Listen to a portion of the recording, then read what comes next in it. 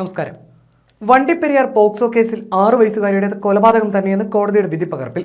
കേസിൽ അന്വേഷണ ഉദ്യോഗസ്ഥന് വീഴ്ച പറ്റിയെന്നും വിശ്വാസ്യത സംശയകരമാണെന്നും കോടതി പറയുന്നു.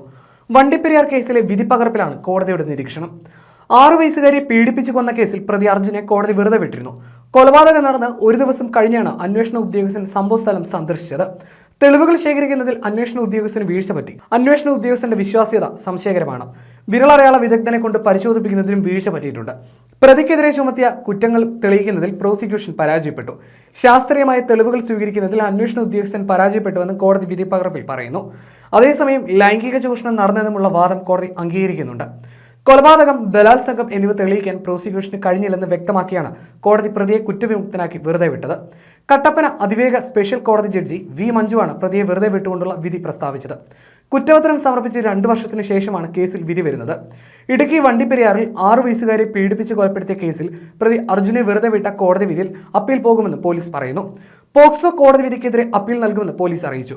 പ്രതി 3 വയസ്സ് മുതൽ പെൺകുട്ടിയെ പീഡിപ്പിച്ചു വരികയായിരുന്നു. മാതാപിതാക്കൾ പണിക്ക് പോകുന്ന സമയം മുതലെടുത്താണ് പീഡിപ്പിച്ചിരുന്നത്. വണ്ടിപ്പെരിയാർ CI ആയിരുന്ന TD സുനിൽകുമാറിന്റെ നേതൃത്വത്തിലുള്ള സംഘമാണ് കേസ് അന്വേഷിച്ചത്. 2021 സെപ്റ്റംബർ 21 കുറ്റപത്രം സമർപ്പിച്ചു. കൊലപാതകം, ബലാത്സംഗം, പോക്സോ നിയമത്തിലെ വിവിധ വകുപ്പുകൾ എന്നിവയാണ് ചുമത്തിയിരിക്കുന്നത്. കോടതിയിൽ പോലീസ് നിരത്തിയത് കൃത്രിമ സാക്ഷികളെയാണെന്നും യഥാർത്ഥ പ്രതികളെ കണ്ടെത്താൻ പുനരന്വേഷണം വേണമെന്നുമായിരുന്നു പ്രതിഭാഗം ആവശ്യപ്പെട്ടത്.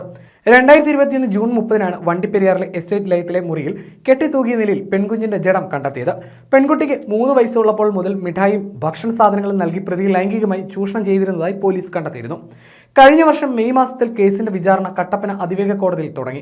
പ്രതിക്കെതിരെ പട്ടികജാതി പട്ടികവർഗ പീഡന നിരോധന നിയമത്തിലെ വകുപ്പുകൾ ചുമത്തണമെന്നാവശ്യപ്പെട്ട് പെൺകുട്ടിയുടെ അച്ഛൻ ഹൈക്കോടതിയെ സമീപിച്ചിരുന്നു. എന്നാൽ 2 പേരും SC വിഭാഗത്തിലുള്ളവരാണെന്ന് കണ്ടെത്തിയ കോടതി ഇത് അനുവദിച്ചില്ല.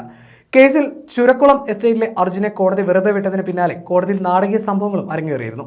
പെൺകുട്ടിയുടെ മാതാപിതാക്കൾ കോടതിയിൽ രൂക്ഷമായി പ്രതികരിച്ചതിന് പിന്നാലെ പ്രതിയെ പുറത്തെത്തിക്കാൻ പോലീസ് പെടാപ്പാട് വിട്ടു.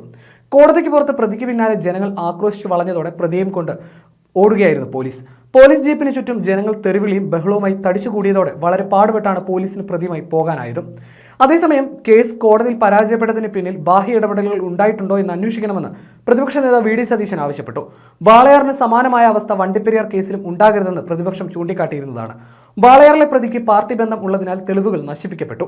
വണ്ടിപ്പെരിയാറിലെ പ്രതിയുടെ DYFI ബന്ധമാണ് തെളിവ് നശിപ്പിക്കാൻ കാരണമെന്ന് പൊതുസമൂഹം സംശയിക്കുന്നതായും സതീശൻ വാർത്താക്കുറിപ്പിൽ കുറ്റപ്പെടുത്തി. കേസിൽ പ്രതി അർജുനെ കോടതി വെറുതെ വിട്ടിരുന്നു. വണ്ടിപ്പെരിയാർ പോക്സോ കേസിലെ കോടതി വിധി കുട്ടികളുടെ സുരക്ഷ സംബന്ധിച്ച കേസുകളിൽ സർക്കാരിന് അല്പം പോലും ഗൗരവമില്ലെന്ന് അടിവരയിട്ട് പറയുന്നുണ്ട്. അപ്പീൽ പോയതുകൊണ്ട് മാത്രം പരിഹാരമാകില്ല. പോലീസിനും പ്രോസിക്യൂഷനും വീഴ്ച പറ്റിയെന്ന് പകൽ പോലെ വ്യക്തമായി. ഇക്കാര്യത്തിൽ മുഖ്യമന്ത്രി മറുപടി പറയണമെന്നും സതീശൻ ആവശ്യപ്പെട്ടു. പ്രോസിക്യൂഷൻ അങ്ങേയറ്റം ദുർബലമായിരുന്നു. പ്രതിക്ക് ഒളിവിൽ പോകുന്നതിനുള്ള സഹായം നൽകിയത് CPM പ്രാദേശിക നേതൃത്വമാണെന്ന ആരോപണം നേരത്തെയുണ്ട്. കുട്ടിയുടെ മൃതദേഹം പോസ്റ്റ്മോർട്ടം ചെയ്യുന്നതിന് മുൻപ് അടക്കാൻ ശ്രമിച്ചതും കേസന്വേഷണം അട്ടിമറിക്കുന്നതിന് വേണ്ടിയുള്ള ഗൂഢാലോചനയുടെ ഭാഗമായിരുന്നു. SC/ST പീഡന നിരോധന നിയമപ്രകാരമുള്ള വകുപ്പ് കൂടി ചേർക്കണമെന്ന പെൺകുട്ടിയുടെ കുടുംബത്തിന്റെ ആവശ്യം പോലീസ് അവഗണിച്ചത് ദുരൂഹമാണെന്നും സതീശൻ പറഞ്ഞു.